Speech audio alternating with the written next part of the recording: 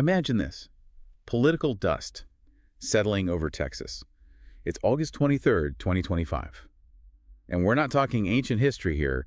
This is happening right now. Right. It's a political earthquake, really, and the tremors are already being felt nationwide. Yeah, absolutely. So today, we're diving deep into this story. It's got everything. High-stakes strategy, fierce resistance, raw power plays, all centered on the controversial redrawing of Texas's congressional map. And what we found digging into this, it's not just about what happened, it's the why. Why now? Why this way? And crucially, why it matters so much for you, for Washington, and frankly, for American democracy itself. So our mission today? Our mission is to unpack all of that. We want to get into the motivations, the real mechanics of this new map, how it works, and then explore those consequences, from Austin right up to the national level. Connecting the dots, maybe uncovering some surprising strategies. Exactly, and asking those big questions about representation and power that this whole situation just forces us to confront. Okay, let's start unpacking. We all kind of know the basics of redistricting, right? Happens every 10 years, follows the census. Standard procedure. Yeah, reflects population shifts, ensures fair representation, theoretically. Texas did this just back in 2021. So the immediate question that jumped out, at least for me, was the timing. Why revisit this now in 2025, mid-cycle? That's the million-dollar question, isn't it? And what we found is it's this potent mix. You've got political ambition colliding with a perceived tactical opportunity. An opportunity. Yeah. The push really started gaining steam back in June 2025. And our research indicates it was driven significantly by advisors close to former President Donald Trump. Okay, so there's a national connection right away. A very direct one. The goal was incredibly clear, almost brazen. Shore up the GOP's very, very narrow House majority. At the time, what was it? 220, 212? Razor thin. Exactly. So the explicit aim was to flip specific Democratic-held seats in Texas and boost the state's GOP delegation from 25 members up to 30. A big jump. So this isn't just some internal Texas shuffle. This is a national power play, fundamentally. A strategic move using, well, let's call it what it is. Gerrymandering. That's precisely it. It's the art, or maybe the dark art, of drawing these lines to favor one party. The whole plan hinges on reshaping districts specifically to help Republicans win. And the target was 5 more seats. 5 more seats. Specifically designed so that former President Trump would have won them comfortably double-digit margins based on the 2024 election results. Yeah. It's a bold move. Really aggressive. And, it's a gamble. It's betting on how people will vote in the future, not just how they voted in the past.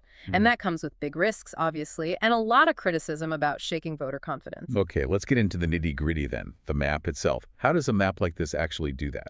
How does it manipulate the landscape to achieve those goals? These lines aren't just abstract, they change things on the ground. Right, and the map they approved uses several very calculated strategies. One key thing we saw was direct targeting of Democratic incumbents, particularly in South Texas. Like who? Think Representatives Henry Cuellar and Vicente Gonzalez in the Rio Grande Valley. Their districts were fundamentally reconfigured. The map drawers added chunks of more conservative voters, making it much harder for them to win re-election. Cuellar's district around Laredo is a classic example of this kind of surgical change. So that's dealing with specific incumbents. What about the big population centers? Houston, Dallas, San Antonio, different strategy there. Completely different playbook for the big cities. Yeah. There, it's all about packing. Packing, Meaning concentrating the opposition's voters into as few districts as possible. Make those districts overwhelmingly blue. So, for instance, in Houston, they took Representative Al Green's 9th district and merged it with the vacant 18th. Okay. This creates a new district that, yes, is 61% Hispanic, but, and this is key, it's a district Trump would have won by 15 points in 2024. So you pack Democrats into one district, making the surrounding districts safer for Republicans. Exactly. You consolidate the Democratic vote in one place, which dilutes their influence everywhere else nearby. It's a very effective way to maximize seats across a region. So it's packing some voters together, cracking other communities apart. Any other tactics at play here? Oh, absolutely. The map makers were quite creative. We also see them intentionally drawing lines to create primary conflicts between Democrats. Pitting incumbents against each other. Yes. Notably, Representatives Greg Caesar and Lloyd Doggett, both Democrats, were drawn into the same district, forcing them to run against each other. Meanwhile, you look at the Republican side. No such pairings. Carefully avoided. Ensures GOP unity. It's clever in a ruthless way. And there's more. The map also tries to capitalize on recent Republican gains among Hispanic voters, especially down south. How so? 4 of those 5 new targeted GOP districts are actually majority Hispanic. It's a bet that those trends will continue. Plus, they created 6 districts with no incumbent at all. Open seats. New battlegrounds. New battlegrounds, exactly. But positioned strategically to favor Republicans. It's really a multi-layered strategy aiming to lock in GOP gains for the foreseeable future. So this map didn't just appear overnight. The process of getting it passed. It sounds like it was anything but smooth. Take us back to the summer of 2025. It wasn't just legislative debate, was it? Oh, no, not at all. It was pure political drama. It really kicked off when Governor Greg Abbott called a special session starting July 9th. What was the official reason? Well, interestingly, the stated prompt was a letter from the U.S. Department of Justice. The DOJ cited potential discrimination issues in the 2021 maps, so that provided a sort of legal pretext or cover, you could say. But the timing suggests more was at play. Reports strongly indicate that a call with former President Trump around that time was instrumental in Abbott's decision to go full steam ahead with the mid-cycle redistricting. So the special session begins July 21st. And then? Fireworks. Intense partisan fighting from the get-go. Republicans, under House Speaker Dustin Burrows and Committee Chair Cody Vossett, they tried to move fast, push the map through. And the Democrats. Vastly outnumbered. They used the tools they had. There were multiple committee hearings starting around July 24th, lots of public outcry. We saw reports of a particularly heated hearing at the University of Houston. People were angry, felt the process was rushed, secretive, and that the map diluted minority votes. And that led to the walkout, the part everyone remembers. That was the big moment, yeah. August 3rd, most of the Texas House Democrats just left, fled the state to deny the Republicans a quorum. A quorum being the minimum number of members needed to legally hold a vote, right? Exactly. Without them, the House couldn't vote on the map. We heard some went to Chicago, some to New York. A few even showed up at a National Conference of State Legislatures meeting, trying to nationalize the issue. And Governor Abbott's reaction? Swift. He issued arrest warrants on August 4th. But, those warrants don't have much teeth outside Texas, so it was largely symbolic. Meantime, the Democrats were fundraising like crazy. They pulled together something called the Lone Star Fund, reportedly raising $20 million, plus running ads against the map. So what broke the standoff? What brought them back? They ended the walkout on August 18th. Their stated reason was strategic, pointing to California, where Democrats were starting to talk about retaliatory redistricting as a countermove. Trying to frame it as part of a bigger national fight. Precisely. But by then, the political reality was setting in. The Texas Senate had already passed the map on August 13th. The House was the last obstacle. So they returned, vowing to fight it in court, arguing it violated the Voting Rights Act. And the final vote. On August 23rd, the Republicans finally got their quorum in the House. They passed the map, sent it straight to Governor Abbott, who was expected to sign it immediately. Okay, so the Democrats mentioned California potentially retaliating. This Texas move, it's clearly not happening in a vacuum. It feels like it could ignite a much bigger conflict, this redistricting war people are talking about. That's absolutely the fear and, frankly, the likely trajectory. What happens in Texas doesn't stay in Texas, not with control of Congress hanging in the balance. So other states are watching and maybe sharpening their own pencils. Definitely. Democratic-led states, especially California, are signaling they might hit back. Governor Gavin Newsom there floated the idea of redrawing California's map specifically to counteract the Texas gains.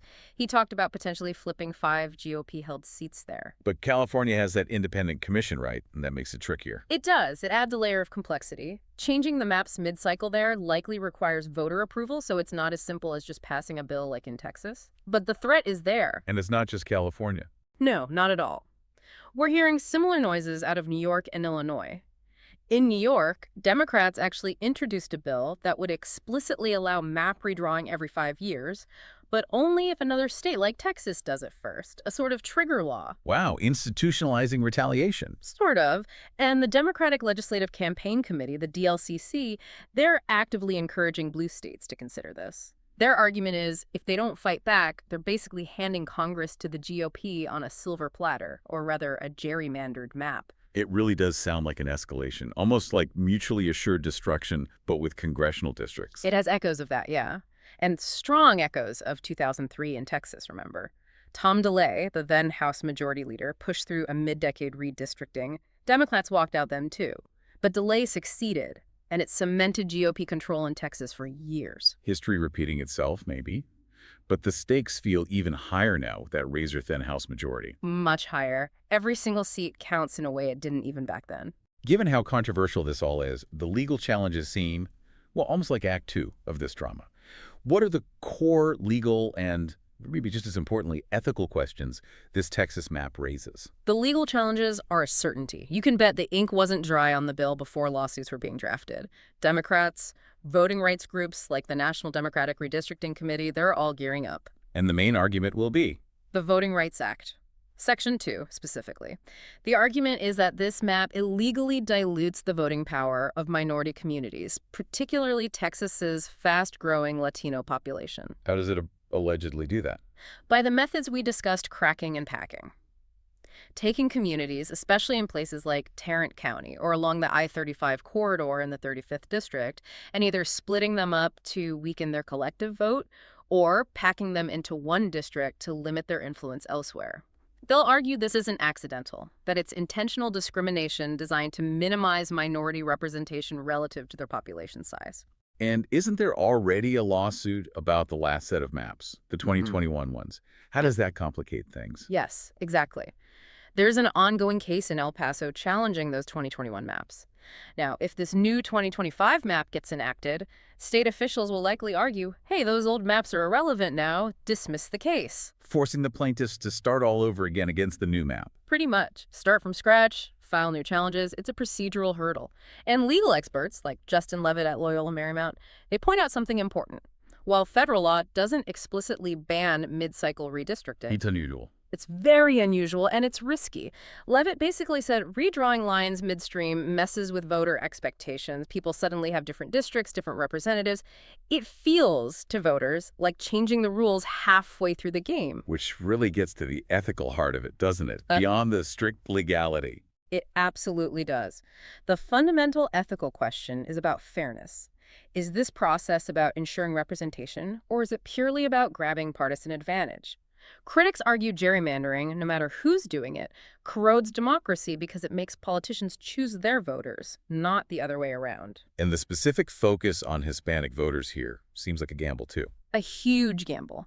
The map relies heavily on the assumption that recent GOP gains among Hispanic voters will hold or even grow.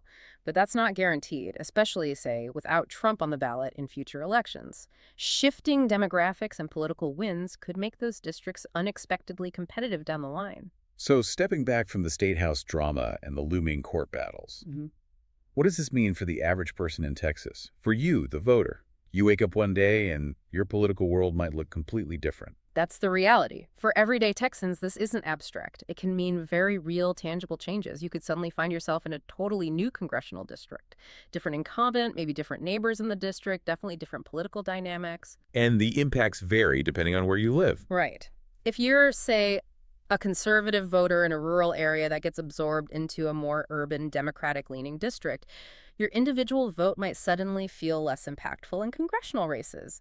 Conversely, if you're a Democrat in a city that gets packed, your district might be safe blue, but your party has less influence in electing representatives from surrounding areas. And the impact on minority voters, particularly Latinos, given the state's demographics. Yeah. That seemed to be the sharpest edge of this. It's definitely the most contentious point and central to the legal fight. Texas's Latino population has exploded. But critics are adamant this map doesn't create new majority-minority districts that reflect that growth. Instead, it seems designed to do the opposite in some areas. Like Tarrant County, you mentioned. Tarrant County is a prime example they point to, where existing communities of color appear to have been split specifically to help create new districts that are majority white and favor Republicans. The public testimony during those hearings was filled with frustration about this. People felt their communities were being carved up for political gain without transparency. You hear stories. Yeah, we saw quotes from community organizers like Maria Gonzalez in Houston, basically saying, look, this isn't about representing us. It's about consolidating power. Voters should have a say. It's a powerful reminder that these lines drawn by politicians directly impact whose voice gets heard in Washington. So when we boil it all down, what we've seen unfold in Texas, it's more than just a state story. It really is a microcosm, isn't it? A snapshot of the broader fight for political control in a really divided America. Absolutely. It's a huge, bold gamble by Texas Republicans, a strategy that could lock in their dominance for a while, but it's fraught with risk. Alienating voters, sparking that national backlash we talked about. And potentially getting tied up in court for years. Definitely. Those legal challenges could easily delay things, maybe even push the implementation past the 2026 midterms. So you had this situation where Democrats are mobilizing money and legal power, Republicans are banking on their legislative wins, and maybe Trump's continued influence. And the future of the U.S. House hangs in the balance, not just on candidates, but on cartographers. It really puts map-making front and center. It's a profound test, really, for our democratic system. Is redistricting a tool for fair representation? Or has it become primarily a weapon for partisan advantage? Which leaves us with a final thought, maybe for you listening. As you watch these tremors spreading from Texas, think about this. In a time like ours, with population shifting so rapidly and political margins so thin, how do we actually guarantee that the lines on a map reflect the people, not just the ambitions of the powerful? And what role do we, as citizens who want fair representation, have in demanding that? Something to consider.